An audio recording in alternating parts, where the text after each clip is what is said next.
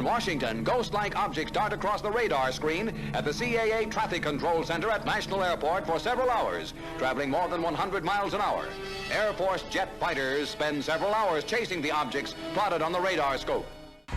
Something else is out there. There's something else out there, okay. Of all the banks and braes of bonny Scotland, none holds more fascination than the murky waters of Loch Ness. Tell me, do you think there is life on other planets?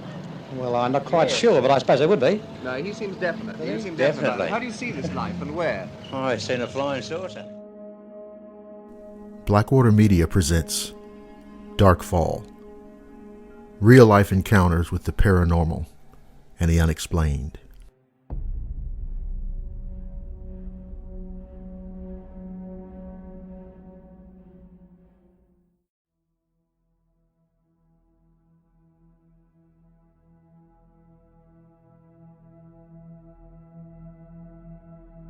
On May 26, 2017, me, my brother Brandon, and his friend Herbie went on a spur-of-the-moment camping trip.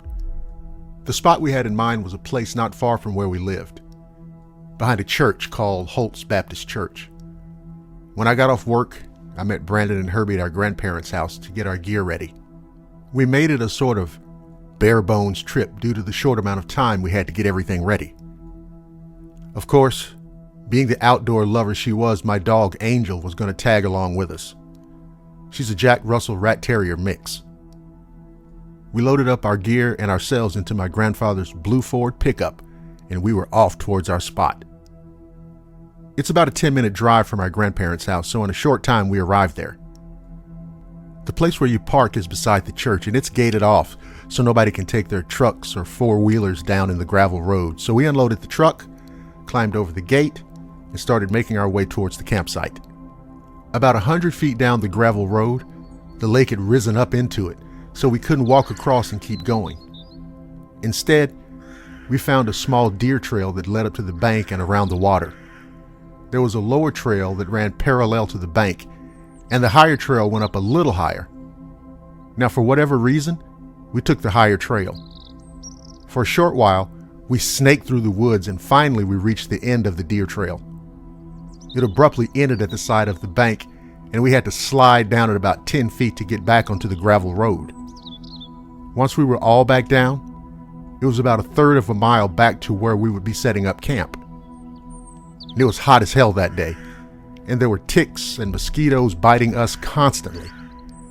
When we made it to camp, we set our stuff down and started looking for ticks that might have hitched a ride on our pant legs. And sure enough, we found a lot of ticks on us all. This irritated Brandon extremely, as he found one in his hair. Herbie and I just laughed as he cursed and fumbled around trying to get the tick off of him. Shortly after that, we set up camp. It was a simple campsite, just nestled down in a small, flat spot down near the lake. It actually was a really nice spot. I started setting up the tent, and I sent the other two with the axe to look for some dry firewood. I tied Angel to a small tree next to the tent, and as soon as I got it set up, she plopped down in front of it as if she had put it up or something. About that time, the guys had dragged back some sticks and things like that back to the site. Some of them were dry, but most of them were a little damp. Now, I'm pretty good at making fire, so with a little persuasion, the fire finally got started around dusk or so. My brother jokingly yelled out, "When are you going to cook some food? I'm starving." I agreed and went to my backpack to get the cast iron skillet out, only to realize that I'd left the stupid thing sitting at the house instead of putting it in the bag. Slightly irritated, I went to get the hot dogs out of the cooler. "I guess we'll be cooking our wieners on a stick tonight, boys," I said as I turned around holding the pack of hot dogs. Then I noticed Brandon's Peace tea can laying on the ground in front of him. I asked him to hand me the can, and I promptly cut off the top, washed it out, filled it halfway with some of our drinking water, put some hot dogs in it, and set it down in the coals of the fire. Turned out, we didn't even need the stupid cast iron skillet. After about 10 minutes, the hot dogs were done, and we were all ready to eat. I handed them out, and we all chowed down. Of course, I couldn't leave Angel out, so I ripped one of the hot dogs up and gave it to her. We all finished and put the food stuff away. I grabbed a Red Bull out of the cooler, cracked it open, and asked Herbie if he'd ever seen a ghost before. "Well, shit, I can't see what doesn't exist," he said, laughing back. I just looked at him and said, "You mean you don't believe in ghosts?" "No, man, that shit ain't real. That shit's just for movies." Now, Brandon and I had shared some of our stories with Herbie before, and he didn't believe us. And then he said, "Man, y'all were on mushrooms or something when you saw that shit. There's no way it was actually real." And he just kept laughing.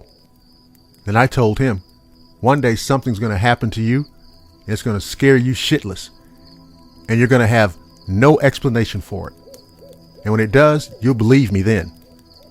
He just shrugged it off, and we continued to talk about all kinds of different things for a few more hours. We were all kind of tired after just talking and shooting the shit, so we all agreed that it was time to hit the sheets. We all climbed into the tent and started getting settled in. From left to right, it was me and Angel, Brandon, and Herbie. I think Herbie and I fell asleep before Brandon. Now, I'm not sure how long I was asleep before Brandon woke me up saying, "God, there are a lot of fucking ticks all over this tent, and they're getting on me." In my state of half sleep, I just told him to shut up and go back to sleep. He said he hadn't been to bed yet because of the ticks, and he said he was hearing things outside the tent too. Something splashing around in the water. I told him it was probably fish and not to worry about it. I fell asleep again, and about an hour later was woken up once more. But this time I was hearing things outside the tent too. Brandon had fallen asleep, and behind our tent, I could hear what sounded like somebody getting out of the lake and taking steps through the woods. It sounded like when you get out of the pool and all of the water kind of splatters and drips underneath you. That kind of freaked me out, but I was so damn sleepy I just fell back asleep right after that. Then I was woken up again, and this time it was Brandon smacking me to get up. I raised up and asked him what the hell was wrong with him. "I found a tick in my goddamn ear. I'm tired of this stupid campsite. Let's just get out of here." I looked at my phone and it was about 4 a.m. at this point. So I sighed and agreed to leave just so he'd shut the fuck up about it. We shook Herbie awake and got out of the tent. It was pitch black out, so I tried to start the fire back up, but all the wood was too damp and it just wouldn't catch again. With no light, I went searching for my flashlight I brought with us, turned it on, and nothing. It was completely dead. Just fucking great.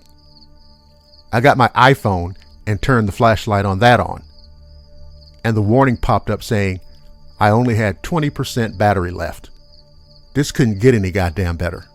So I was highly pissed by this point. I told him to help me get all the stuff together so we can leave before the phone dies and we don't have any light. Like every camping trip ever, the gear you bring is never packed up well when you leave. Our sleeping bags were sloppily rolled up. The tent bag was stuffed full in a very awkward way, which made it hard to carry properly. Our chairs kept coming undone and getting caught on everything. It wasn't a very fun walk. I was walking Angel on her leash with my other hands full of gear. The other guys had their hands full too, and Brandon was carrying the axe in a very haphazardous way. My hands were so awkwardly packed, I had to set it all down and readjust it all. Once I set it down, I looked down at Angel, and she was dead fixed on something in front of us in the darkness, her hair standing up on her back, and she was growling. I assumed it was a raccoon or possum and just motioned her to look away, and she wasn't having it. She stayed locked onto the dark and wouldn't budge. I just readjusted my stuff and we pushed on. As we were walking around the last corner to where the lake had come over the gravel path, I caught sight of something running on 2 legs around the corner towards the water. The boys didn't see it, but this thoroughly freaked me out, and I demanded that Brandon give me the axe in exchange for Angel. We slowly walked forward, and then we all saw it. It was a humanoid-shaped figure. It looked short, maybe 3 feet tall, and it looked as if it had no neck. It seemed to have features like an amphibian. It had large yellow eyes that kind of bulged out, and its mouth was shaped like a frog or a salamander. Angel started nearly choking herself trying to chase the creature, growling and barking angrily. Upon hearing Angel, it immediately turned and ran towards the water and dove right in. In disbelief, we stood there listening to it splash around, and then it started screeching. It sounded aggressive and scared the shit out of us. "Get up the goddamn bank now," I yelled to the boys, and we all ran for the bank. Now mind you, this bank is about 10 feet high and is nearly straight up and down. We all frantically tried to get up and struggle because of all the gear we were carrying.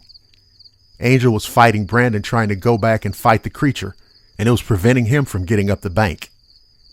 At this point, I hear the creature get out of the water and start running towards where we were. It was making a strange gurgling noise as it was running. My fear took over, and I reached down to Brandon, grabbed his pants by the waist, and threw him and Angel both up onto the top of the bank. And then I just yelled, "Trail, run, go, it's coming up the goddamn bank." And I wasn't lying. As we started running, I could hear it scratching at the shale bank behind us, continuing to make that disturbing gurgling noise. We all ran through the woods fighting low-hanging branches, blackberry bushes, spider webs, and roots, and we heard the creature jump back in the water and screech at us again. We ran until we saw what we didn't want to see, the bank again. We'd taken the wrong trail and ended up closer to the water, and therefore the creature too. My brother and Herbie were both in tears and screaming, "What the fuck is that thing? What do we do?" So shit, I started swinging the axe and hitting anything I could to try to scare the creature away.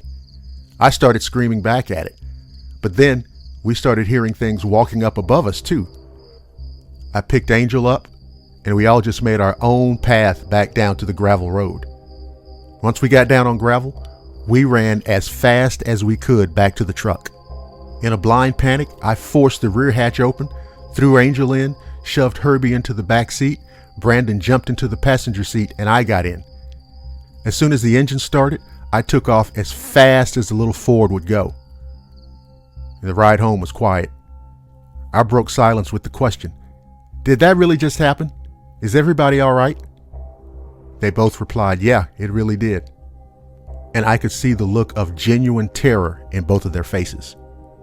We stopped at a Waffle House in town for breakfast and just sat there quietly. Everybody was still freaked out. Even our waitress noticed we were pallid and asked what was wrong. We made up some bullshit because God knows she wouldn't have believed us if we did tell her. It truly did scare us all, and I really don't know what it could have been, except some kind of monster. And it was unforgettable.